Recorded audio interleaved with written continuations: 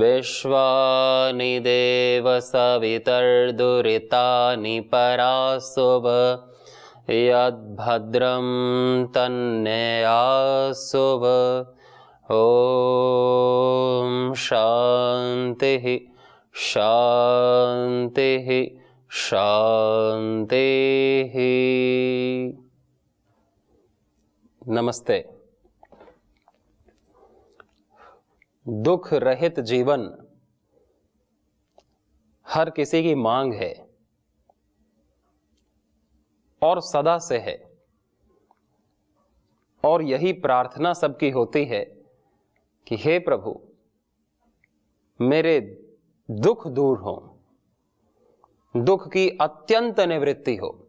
जो समझदार होते हैं वो ये प्रार्थना करते हैं, और जिनकी समझ थोड़ा कम है वो सुख की प्रार्थना करते हैं कि हे प्रभु मुझको जीवन में ये सुख मिले। सुख कई प्रकार के हैं, कई चीज में सुख हैं। हे प्रभु मुझको बालक का सुख मिले, स्त्री का सुख मिले, धन का सुख मिले, पति का सुख मिले, कोई भी सुख मिले। और जो समझदार हैं वो ये कहते हैं कि हे प्रभु मेरा जीवन दुख रहित हो, सुख मिले या न मिले आपकी मर्जी, मैं तो पुरुषार्थ कर ही रहा हूं, लेकिन मेरे जीवन में दुख ना हो, दुख की निवृत्ति हो जाए। दो प्रकार की प्रार्थनाएं की जाती हैं। एक तो सुख चाहिए, भले ही कितना भी दुख मिले, लेकिन भगवान ये सुख जरूर मिले मेरे को। दुख की ओर ध्यान ही नहीं, केवल सुख की ओर ध्यान। और एक ये प्रार्थना कि हे प्रभु मुझको दुख ना मिले, सुख मिले या ना मिले, दुख की अत्यंत निवृत्ति हो। और यही तो दर्शनों में भी कहा गया, दुख की अत्यंत निवृत्ति कराना ही,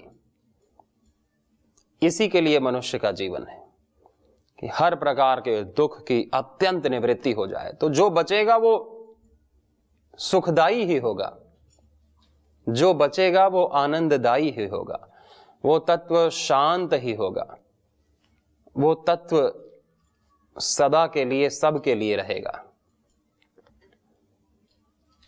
और अलग अलग साधकों की अलग अलग प्रार्थनाएं, और भी प्रार्थना करते हैं योगी जन, जो योग साधक हैं, कि हे प्रभु जो भक्त हैं कि हे प्रभु या सुख मिले या दुख मिले तेरी इच्छा, बस मैं उसमें अपनी बुद्धि ना खोऊं, मेरी बुद्धि जागृत रहे, सम रहे, हर विषम परिस्थिति में भी मेरी बुद्धि में समता हो, मेरे मन में शुभ संकल्प हो, मेरे हाथ सत्कर्म में रत हो। प्रभु किसी भी परिस्थिति में, या सुख की परिस्थिति आए या दुख की परिस्थिति आए, या मेरे जीवन से सुख जाए या दुख जाए, कैसी भी परिस्थिति में मैं आपका रहूं।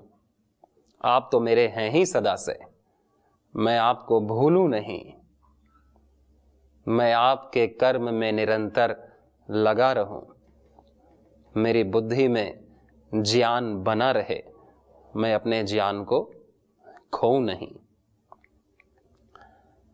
और क्या प्रार्थना की जाती है? कई ये भी प्रार्थना करते हैं कि हे प्रभु मेरे जीवन में दुख ही दुख हो, प्रेम में, भगवान से प्रेम जो करते हैं वो जानते हैं कि दुख तो आज तक मिला ही है। हम कितनी भी सुख की इच्छा किए हैं पर सुख मिला नहीं, मिला दुख ही है। कई इस सत्य को कहते हुए भी मिल जाते हैं कि हमने सुख नहीं देखा आज तक कि सुख कैसा होता है। बड़े बुजुर्ग कहते हैं कि पूरा जीवन बीत गया, दुख ही मिला है, सुख तो देखा ही नहीं, न बचपन में, न जवानी में, बुढ़ापे में भी नहीं, और बच्चे भी नहीं दे रहे। तो उनको इस बात की अनुभूति तो होती है कि सुख मिला नहीं और जो मिला दुख मिला। तो इस बात की जो पहले ही अनुभूति कर लेते हैं वो इसे स्वीकार कर लेते हैं कि दुख तो मिलेगा ही, तो पहले ही उसकी प्रार्थना कर देते हैं कि हे प्रभु मुझे दुख ही दुख मिले कि मैं उस दुख में तुझको मैं याद रखूं। व्यक्ति दुख में सुमिरन सब करें, सुख में करे न कोय, जो सुख में सुमिरन करे तो दुख काहे को होए। तो प्रभु के सुमिरन में ही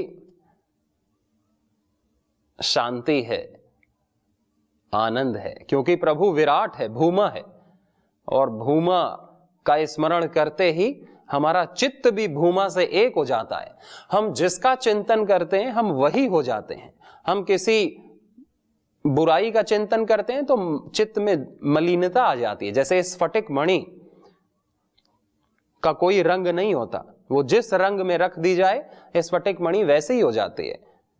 लाल फूल के पास रख दी जाए तो स्फटिक मणि लाल हो जाएगी, हरे पत्ती के पास रख दी जाए तो स्फटिक मणि हरी हो जाएगी, पीले फूल के पास रख दी जाए तो पीली हो जाएगी, सफेद कागज में रख दी जाए तो स्फटिक मणि सफेद हो जाएगी। वैसे ही हमारा चित्त है, जिसका स्मरण होता है चित्त वैसा ही हो जाता है, मलिन हो जाता है, और भगवान का स्मरण करता है तो भगवान की तरह विराट और भूमा हो जाता है। फिर वो चित्त अपने आप को पूर्ण अनुभव करता है कि मैं तो पूर्ण हूं और मैं तो तृप्त हूं, मैं तो दिव्य हूं, मैं तो ईश्वर से एक हूं। वो संस्कार जागृत होते हैं। इसीलिए प्रभु का स्मरण करने को कहा जाता है। प्रभु का स्मरण करने से हर प्रकार की चित्त से मलिनता अपने आप दूर हो जाती है। जिस प्रकार लाल रंग में रखी हुई स्फटिक मणि लाल होती है, और उसको स्फटिक मणि को हरी बनाने के लिए क्या किया जाएगा? लाल मणि को धोया जाएगा क्या कि अब इस स्फटिक मणि लाल है, इसको धो धो करके पहले तो इसको कलरलेस बनाते हैं। जो मूर्ख होगा वो इस स्फटिक मणि का कलर उतारेगा कि ये लाल कलर की है हो रही है, अभी पहले मैं इसे कलरलेस करता हूं, तब तो मैं इसमें हरा रंग भरूंगा। लेकिन जो बुद्धिमान होगा वो चुपचाप उस स्फटिक मणि को उठा करके हरे रंग के पास रख देगा, कोई हरा कागज या कोई हरी पत्ती के पास रख देगा तो वो हरी हो जाएगी। उस स्फटिक मणि में दोष नहीं है, लेकिन जो उस स्फटिक मणि में दोष देखेगा कि स्फटिक मणि में दोष है और इसको धुला जाए, ये मलिन हो रही है, तो वो फंसेगा, अपना समय व्यर्थ करेगा। इसी तरह सबका चित्त शुद्ध है, पवित्र है, चित्त में कोई मलिनता नहीं कही जा सकती है, क्योंकि चित्त भी अनादि अनंत है। चित्त भी भगवान का ही बनाया हुआ है, और भगवान की बनाई हुई चीज में कैसे अविद्या, कैसी मलिनता। लेकिन वही चित्त जब राग द्वेष में रख दिया जाता है, वही चित्त जब किसी की निंदा चुगली करने में लगा दिया जाता है, किसी विषय का स्मरण करने में लगा दिया जाता है, तो बहुत सारी मलिनता हमको उसमें आभासित होती हैं। ये देखो मेरे मन में कितने बुरे विचार आ रहे हैं, मेरा चित्त कितना चंचल हो गया है, मेरा चित्त कितना मलिन हो गया है, कितने गंदे विचार और कितने गंदे कर्म हो रहे हैं। जबकि हमने ही अपने चित्त को लगा रखा है ऐसी चीजों में जो कि है ही नहीं। कहां है काम, कहां है क्रोध, कहां है कोई उसका अस्तित्व है, लेकिन हमको तो आभास होती है और वो यहीं दिखती है कि मेरे ही अंदर है। और फिर हम करते हैं चित्त का शोधन कि चित्त साफ हो, चित्त में बुराई है, मैं ही बुरा हूं, और अपने को व्यक्ति ग्लानि में जीता है, अपने को दोष देता है कि मैं कितना बुरा हूं, मैं कितना दोषी हूं, मैं कितना पापी हूं, मैं कितना अधम हूं, कि मैं ये सोचता हूं, मैं ऐसा हो गया हूं। मणि ही यदि दुखी होने लगे कि मेरे में तो यही कलर है, ये मुझे पसंद नहीं, आत्मा तो नित्य शुद्ध बुद्ध मुक्त है, सदा निष्पाप पवित्र है, सदा ही प्रभु की तरह ही शुद्ध है, शुद्धतम है, तत्वमसि अहम ब्रह्मास्मि। बस उसी चित्त को भगवान में लगा देने से पवित्रता, और वो चित्त यदि भगवान में ही लगा रहे और काम तो संसार का होता रहे, यदि वही चित्त हमेशा विराट दृष्टि रखे, हमेशा सबके भीतर पवित्रता देखे कि पवित्रता भी सबके भीतर है और सभी के भीतर वही परम तत्व है, वही सर्वव्यापक तत्व है, तो उसके चित्त में, उसके मन में कभी भी कोई चंचल भाव नहीं आएगा, क्योंकि परमात्मा सर्वव्यापक है, सबके भीतर है, सब में उसे देखा जा सकता है। लेकिन यदि किसी व्यक्ति के दोष देखने लग जाएं तो चित्त वैसा ही हो जाएगा, और देखने वाला तो यही है। फिर सारी चीज उठ करके उस व्यक्ति में हो या ना हो, बस इसने मान लिया कि है, तो फिर यहां तो आ गई, वहां हो या ना हो, यहां आ गई, और यहां आ गई तो फिर वो चित्त की हो गई, फिर वो अपनी हो गई।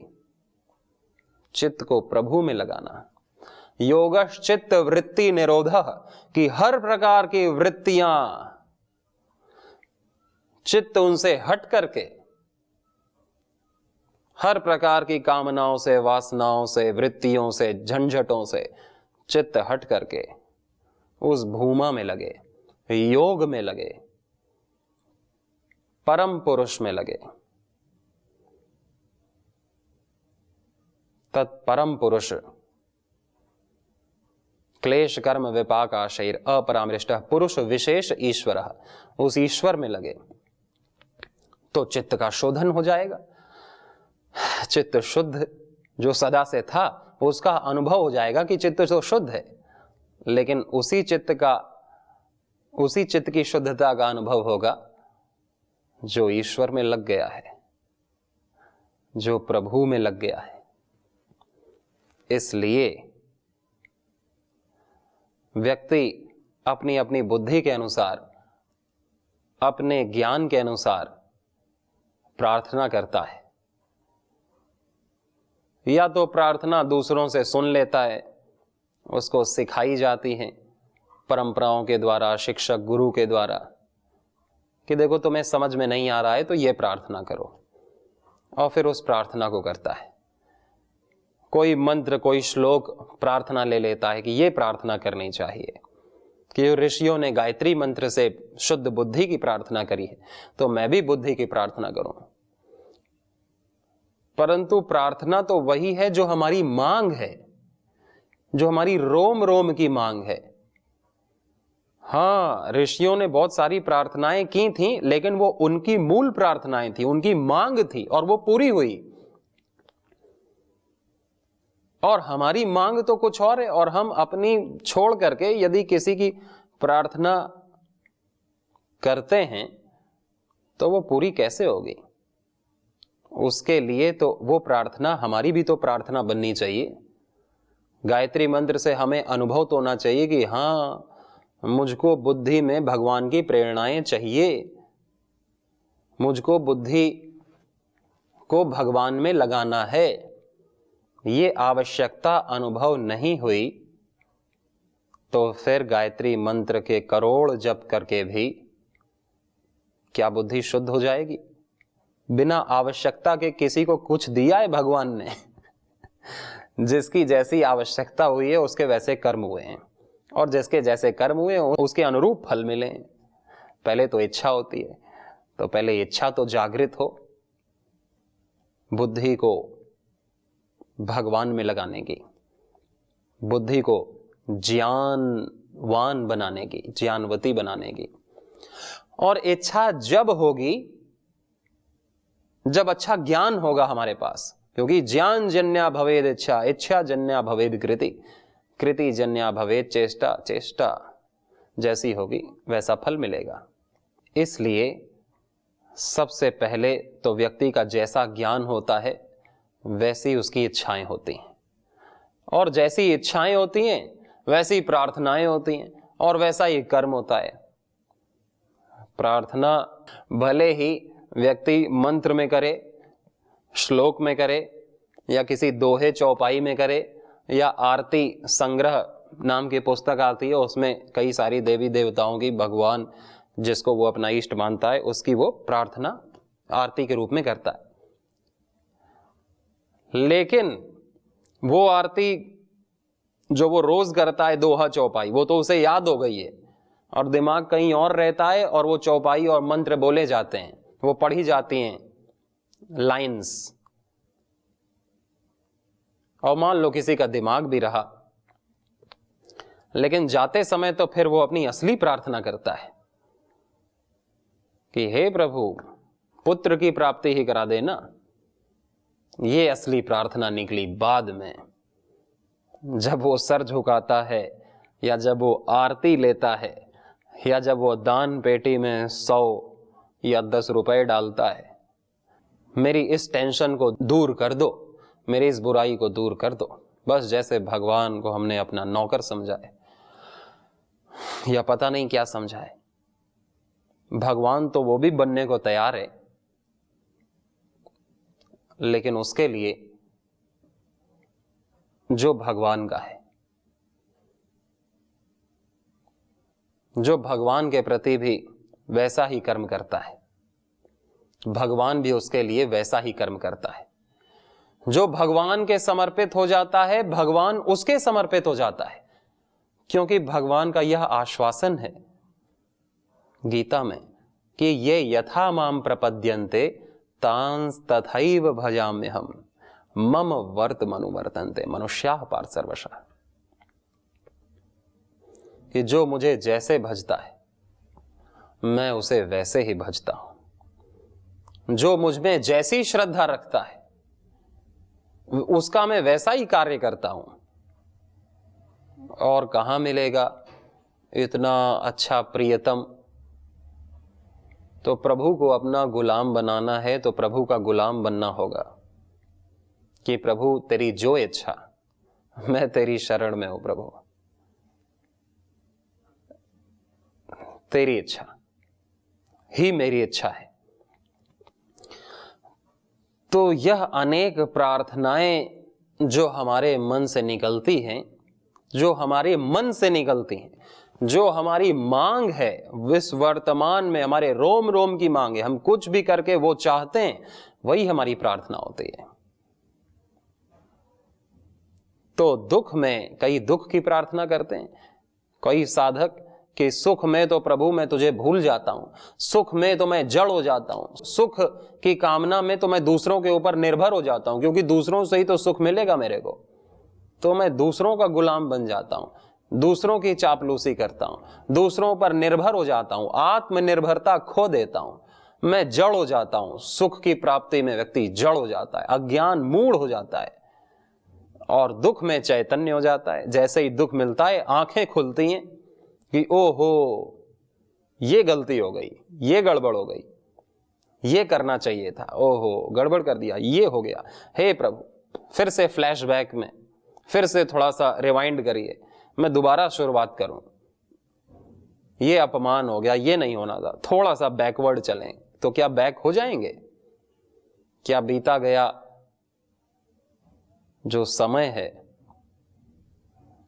या जो की हुई गलती है, क्या हम उसे सुधार पाएंगे? न, वो तो गई। अब आगे हम सुधार सकते हैं, अपने वर्तमान को सुधार सकते हैं, और वर्तमान में भी बुद्धि नहीं आई तो भविष्य तो वैसा ही होगा जैसा वर्तमान है।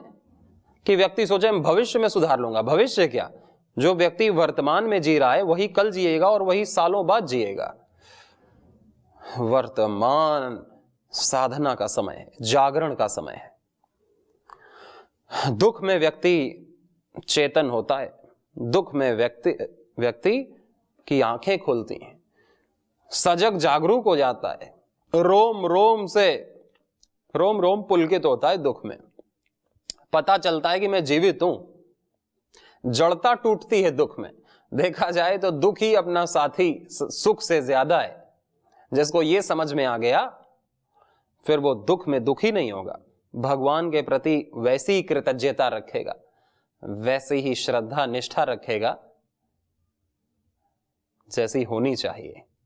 नहीं तो दुख में व्यक्ति संबंध तोड़ देता है, दुख में व्यक्ति अपनी भगवान से आस्तिकता छोड़ देता है, भगवान से भी द्वेष, सबसे द्वेष करता है दुख में। लेकिन दुख में कोई भगवान को याद भी करता है दुख में, तो इसलिए याद करता है कि ये मेरा दुख टल जाए, ये मेरा दुख दूर करो। इसलिए नहीं कि मैं दुख से बहुत प्रभावित हूं, दुख मेरे जीवन से ही हट जाए प्रभु। दुख जीवन से तो व्यक्ति स्वयं हटा सकता है। Escape is not a solution. कि हम दुख को खिसकाते रहें, उससे बचते रहें, यह सॉल्यूशन नहीं। दुख हमें चैतन्य जागृत करने के लिए आता है, हमें प्रभावित करने के लिए आता है, हमको त्यागी बनाने के लिए आता है। कि जिस कारण से तुमको दुख हुआ है, जिस आसक्ति से, जिस सोच से हमको दुख हुआ है, उस सोच का, उस आसक्ति का, उसका मैं त्याग कर सकूं, उस आदत का, उस संस्कार का मैं त्याग कर सकूं। जिस दोष के कारण से दुख हुआ है, उस दोष का मैं त्याग कर सकूं। क्योंकि त्याग मैं कर सकता हूं और त्याग मुझे ही करना है, त्याग भगवान नहीं करेगा। भगवान तो केवल अपनाता है, त्यागता नहीं किसी को। और भगवान उसी को अपनाता है जिसने अपनी सारी इच्छाओं का त्याग किया, अपनी सारे स्वार्थ का, सारी कामनाओं का, सारे दोषों का त्याग किया। दोष तो हमें समझ में आते हैं कि मेरे अंदर ये दोष है, तो अपने दोषों का त्याग कर दिया जिसने, तो भगवान उसका त्याग नहीं करता। लेकिन जिसके मन में बहुत सारे दोष हैं अभी, तो फिर उसे कौन अपनाता है। लेकिन फिर भी भगवान इतना कृपालु है कि बेसिक एमिनिटीज तो सबको देता ही है। समय, सूर्य का प्रकाश, अन्न, जल, गुरुओं का मार्गदर्शन, सबका प्रेम, परिवार, ये सब तो मिल ही रहा है। लेकिन प्रभु अपनी प्रीति तो अपने भक्तों को, अपनी विशेष, अपनी दिव्यता, अपनी कृपा उन पर देता है जिन्होंने पुरुषार्थ करके अपने दोषों का त्याग कर दिया, निर्दोष हो गए, जो उनका, जिनका चित्त सदा के लिए निर्दोष हो गया, ऐसे के लिए। और जो हमारे को दुख अनुभव होते हैं और जो हमको सुख अनुभव होते हैं, सुखानुशायी रागः दुखानुशायी द्वेषः, कि जिनसे हमें दुख होता है उनसे हमें द्वेष हो जाता है, और जिनसे हमें सुख होता है उनसे हमें राग हो जाता है। और इसी राग द्वेष में जीवन चला जाता है कि मन बस राग द्वेष करना जानता है, अनुकूलता और प्रतिकूलता, संकल्प विकल्प, इसी में सम होना ही योग है। समत्वम योग उच्यते, सुख दुखे समय कृत्वा लाभा लाभ जया जयो ततो युद्धा युजस्व नैवं पापम अवाप्स्यसि। योगस्थः कुरु कर्माणि संगम त्यक्त्वा धनंजय सिद्ध्य सिद्ध्यो समो भूत्वा समत्वम योग उच्यते। बुद्धि युक्तो जहाति है उभे सुकृत दुष्कृत तस्मात् योगा युज्यस्व योगः कर्मसु कौशलम। तो कर्म में कुशलता यही है कि हम चाहे सुख हो या दुख हो, हम अपने चित्त को भगवान में लगाएं और भगवान का कार्य करें। भगवान का कार्य वही है जो उसने हमें दे रखा है ऑलरेडी। हमारे पास जो कर्तव्य हैं एज अ मनुष्य, वो हम करते रहें। यही अपने कर्तव्यों को करना है और दुख में भी जागृत रहना है, सुख में भी जागृत रहना है। सुख से ज्यादा सुख हमें जड़, मूढ़ और दूसरों के ऊपर निर्भर बना देता है, और दुख हमको जगाता है कि भाई जो कुछ करना है वो तुम्हें ही करना है और तुम ही कर सकते हो। दुख तो पर्सनली होता है, सुख तो दूसरों के कारण से मिलता है, लेकिन जो दुख है वो व्यक्ति का पर्सनल होता है, वो उसे छोड़ नहीं सकता। और यदि वो भी कहेगा कि इसके कारण से दुख आया, इसके कारण से दुख आया, दूसरों को दोष देगा, तो उस व्यक्ति के दुख कभी नहीं मिट सकते। इसलिए हमको दुख में देखना होता है कि मेरे किस मनोभाव, आसक्ति, दोष के कारण से, असत आचरण के कारण से ये दुख आया है। उसका त्याग करने का यही समय है और यही भगवान इस दुख के माध्यम से मुझे प्रेरणा दे रहे हैं। भगवान को बहुत बहुत धन्यवाद, कृतज्ञता अर्पित करते हुए मैं भगवान का ही हूं। तो त्याग ही भगवान को प्रिय है। यज्ञ और तप को भोगने वाले महेश्वर भगवान को हम सब प्रणाम करते हैं। आज के लिए इतना ही। सभी को बहुत शुभकामनाएं। नमस्ते।